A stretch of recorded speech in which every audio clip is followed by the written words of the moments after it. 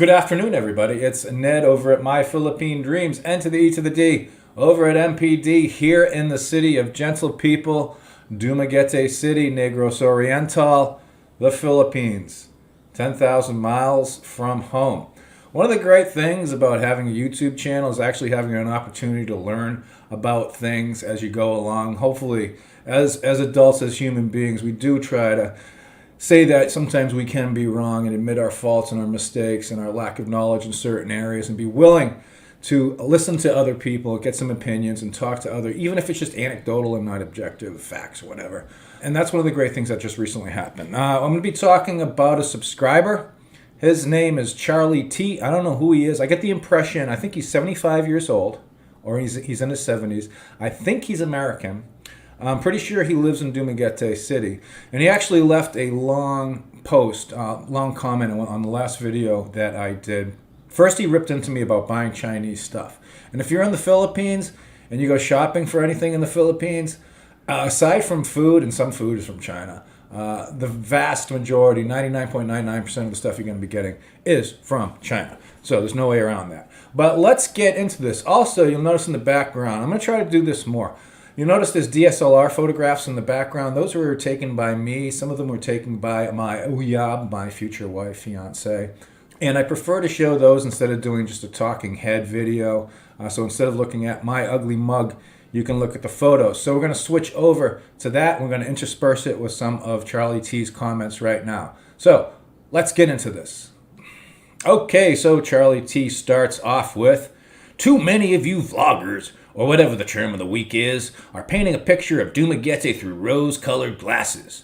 Rent, for example, has gone up considerably. This is due to too many foreigners coming to Dumaguete, not checking the market, and paying way too much for what a place is worth. This, in turn, drives up everybody else's rent when landlords see what others are getting paid." So basically, Charlie T is saying, dang foreigners are ruining it for all us foreigners. I've actually heard a good number of guys echo Charlie's sentiments about foreigners paying too much and driving up the rent costs here, especially around Dumaguete City for some reason, probably because proportionate-wise, there's just such a large population of foreigners here in Dumaguete. And when I do a video on an expensive, like $400 to $500 house rental, someone invariably chimes in with, he is paying way too much for that really nice house. That happened a couple times to me. And ostensibly, it makes sense. I mean, rents have gone up in the 5 years that I've been here. Most notably at Dumaguete Studio Apartments, which is my alma mater when I first got here. And that's gone up about 6,000 pesos, or about 115 USD a month, since my arrival. But keep in mind that they also installed a pool and then now include a motor rental with your rental of their studio apartments. And some of the other multi-door apartment complexes have also increased their prices, particularly up in the one in Valencia. There's a lot of foreigners there, and they got a pool and stuff, and it's got a gated community. But as for Charlie saying it's gone up considerably, I'm not too sure about that. I mean, rents have increased, but not insanely so, especially factoring in the weak Philippine peso and local inflation rates. But again, Charlie has a point, and he continues that point. Keep in mind that I've edited some of Charlie's original post. Charlie goes on to say, "Our rent went up 1,000 pesos last year, and our landlady says they plan on raising it another 1,000 pesos every consecutive year. We have been in this particular house for 7 years. I have never been late on a rent payment and have actually paid her well ahead of time when she said she needed money to buy more property and or build another house.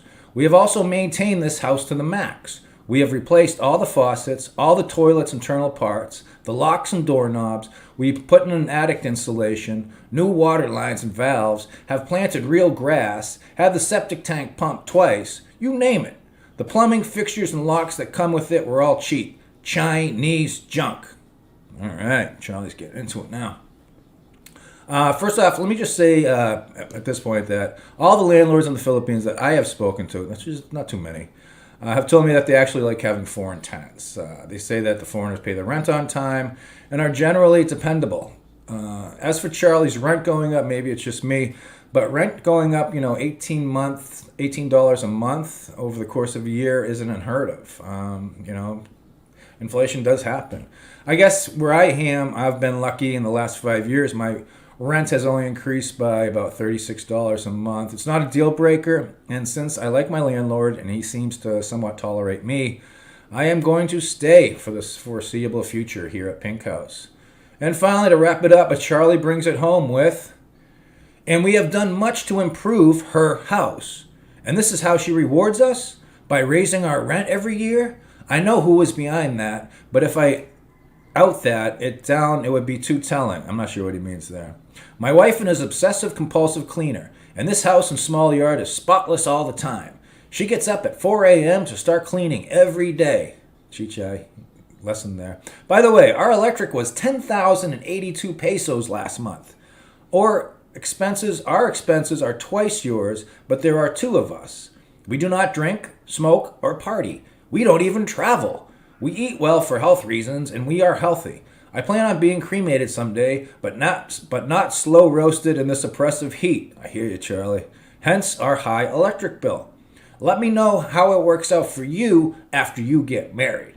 So that's just a smidgen of real life in Negros Oriental.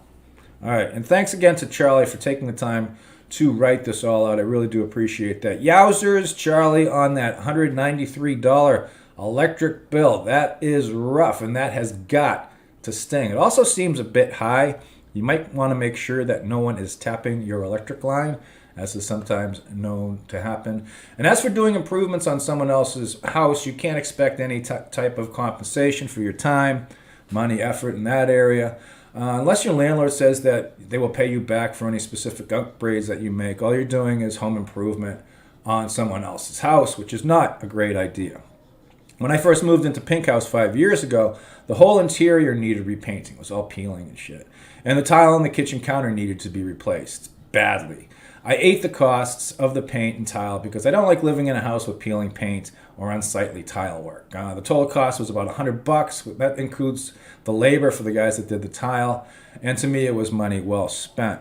Over the years, the landlord at my house has agreed to pay for two major upgrades. The first was installing a massive NEPA roof over the carport, which provided shade and drastically cooled down the house. The second was the installation of that 7mm styrofoam insulation heat barrier in the attic, which helped to further cool down the house. Notice a pattern developing here. I blame my Neanderthal DNA.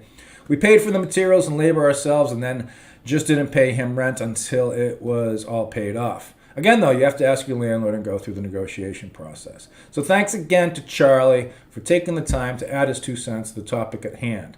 And as for the landlord who won't freeze your rent on that $193 electricity bill, let me just say, sorry, Charlie. And I apologize for that, too. I just couldn't resist. It's been a long time since I've seen Charlie the Tuna. Okay, now to get the part on where I learned something, because I'm living in my own little reality down here in Dumaguete. I'm living in this little insulated bubble. My rent hasn't changed. My cost of living hasn't really increased all that much. But I learned something because some other viewers have chimed in to give me their 2 cents on things. First up is Carl Worsham on Facebook. He says, the same thing has happened in Costa Rica. Retiring Americans taking their Social Security checks overseas drive up prices. It's tough on the locals because their costs go up too. And that's something I didn't think of. I didn't think about how this inflation caused by all these foreigners here in Dumaguete is affecting the local population. They have to raise prices to survive. Flooding any market with more money raises prices. Economy 101. Why healthcare and tuition in the U.S. have gone up faster than overall inflation with the added tax dollars going into those markets. Good point. Thank you for that. And also, finally, Scott Triplett. And Scott brings it home with anywhere in the world, including the United States, sees the phenomenon Charlie is complaining about. The states of Oregon and Washington have experienced dramatic increases in housing costs over the last 20 years, driven in large part by Californians who sell their homes for over $1 million upon retirement. They then move north and have plenty of cash to pay $500,000 US for homes that sold for $250,000 US only a few years ago. So again, thank you for everybody to contributing. This is a group effort. It's not just me sitting here babbling on. I like being able to put stuff out and get feedback from people and make changes to my previous assumptions and things that I was talking about previously.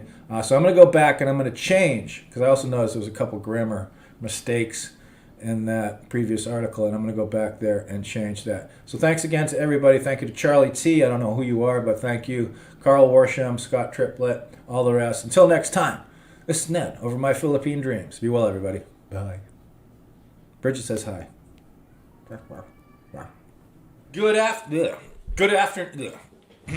Hey, if you consider our work to be of any value, consider supporting us on Patreon. If you're a Patreon, you get a free copy of my ebook, and we do monthly Google Hangouts. So consider doing that, if you would please.